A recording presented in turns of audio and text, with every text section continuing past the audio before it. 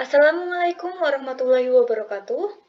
Pada kesempatan kali ini, Ibu akan menjelaskan tentang strategi pemasaran produk pada tanaman pangan. Nah, bagaimana strategi yang tepat dalam pemasaran produk tanaman pangan? Mari simak video berikut. Pengertian strategi pemasaran.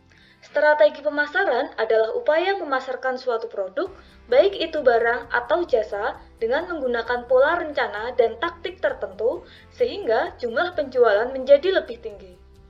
Strategi pemasaran yang tepat akan memperpendek sistem atau mata rantai perdagangan, sehingga loss of benefit atau keuntungan yang hilang akibat panjangnya tata niaga perdagangan bisa dihindari. Unsur-unsur strategi pemasaran.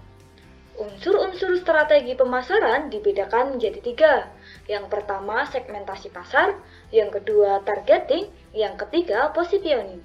Segmentasi pasar bertujuan untuk mengidentifikasi dan membentuk kelompok pembeli atau konsumen secara terpisah. Targeting adalah tindakan memilih segmen yang akan diikuti. Positioning adalah menetapkan posisi pasar yang bertujuan membangun dan mengkomunikasikan keunggulan produk pada konsumen. Lalu, siapakah pembeli kita jika produk yang dihasilkan adalah sayuran?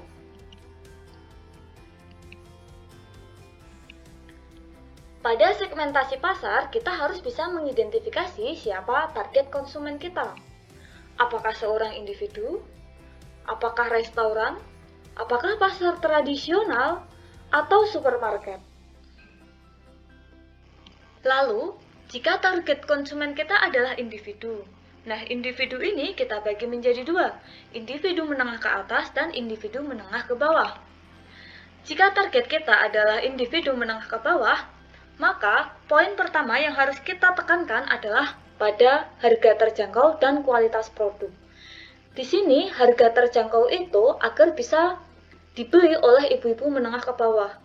Jika harga yang kalian tetapkan itu sangat mahal, maka ibu-ibu menengah ke bawah ini tidak dapat menjangkau produk kalian, sehingga kalian tidak bisa menjual ke ibu-ibu menengah ke bawah.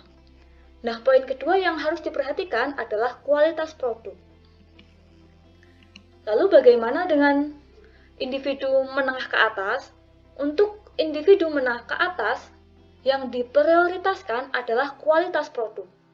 Karena ketika dia adalah individu menengah ke atas, harga itu bukan sebuah masalah.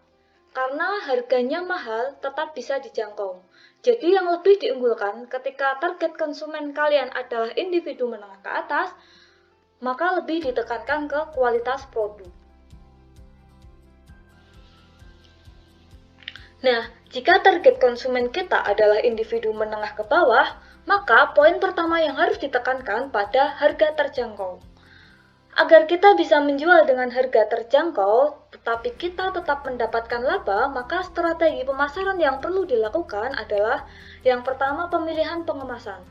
Pemilihan pengemasan ini dibuat sesederhana mungkin agar bisa menekan biaya produksi.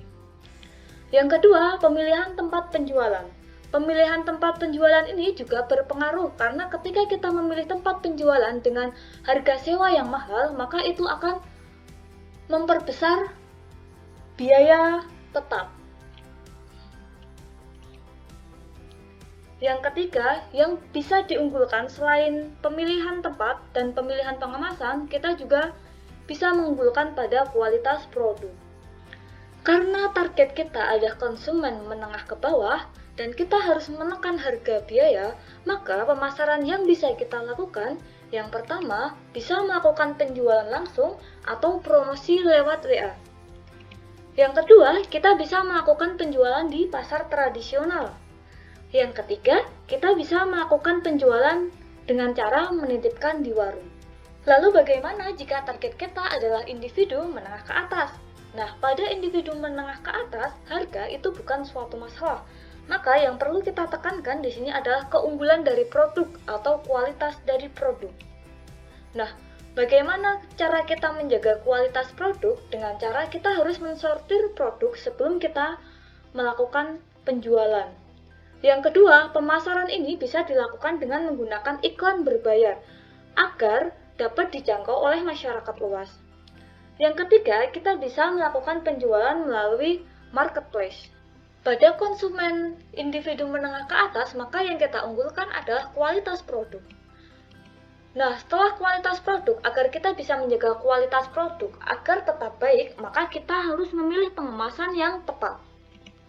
Yang ketiga, kita juga harus bisa memilih tempat penjualan yang strategis.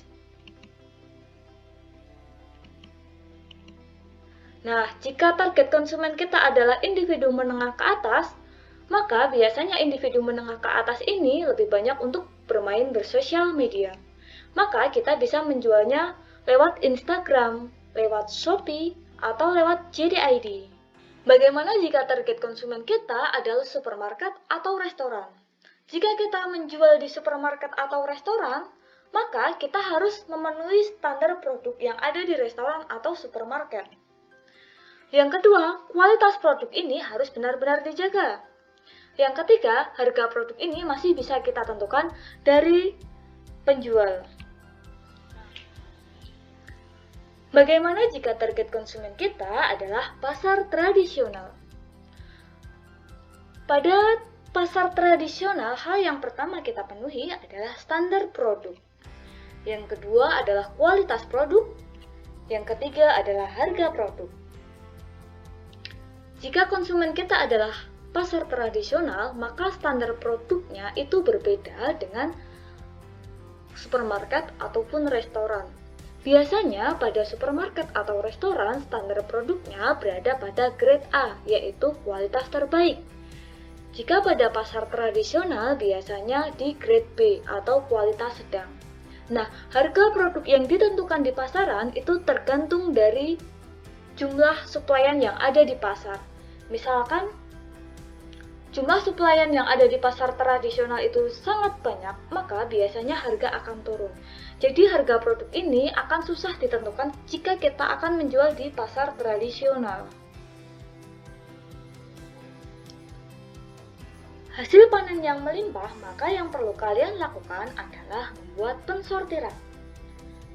Hasil panen disortir berdasarkan kualitas terbaik dan kualitas sedang. Kualitas terbaik atau grade A nanti akan kita jual pada konsumen restoran, individu menengah ke atas, atau supermarket. Karena ketiga konsumen ini dia mampu membeli dengan harga jual yang tinggi. Sedangkan hasil panen dengan grade B bisa kita jual di pasar tradisional atau individu menengah ke bawah.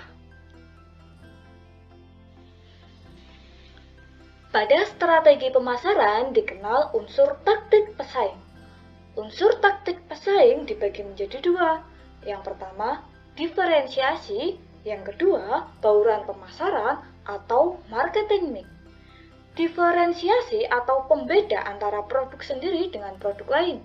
Yang kedua, bauran pemasaran. Bauran pemasaran ini berupa produk, harga, promosi, dan tempat. Oke, dalam strategi pemasaran dibutuhkan sebuah taktik persaingan. Nah, taktik persaingan ini bisa dengan cara membedakan produk kita atau membuat keunggulan dari produk. Nah, pembeda produk atau keunggulan produk itu bisa kita tingkatkan pada yang pertama, kualitas produk, yang kedua, teknik pengemasan, yang ketiga dengan cara inovasi produk, dan yang keempat dengan cara labeling. Nah, pada strategi pemasaran itu ada yang namanya unsur nilai pemasaran. Unsur nilai pemasaran adalah brand atau merek, yaitu nama, cerminan, simbol, desain, atau kombinasi dari semua yang ditunjukkan untuk mengidentifikasi produk lainnya. Nah, merek ini mempunyai arti bagi konsumen. Yang pertama, identifikasi produk. Yang kedua, garansi atas kualitas dan kinerja dari produk yang akan dibeli. Lalu, strategi pemasaran apa yang akan kalian pilih jika kalian sebagai seorang pengusaha pertanian? Jawabannya silahkan dianalisis.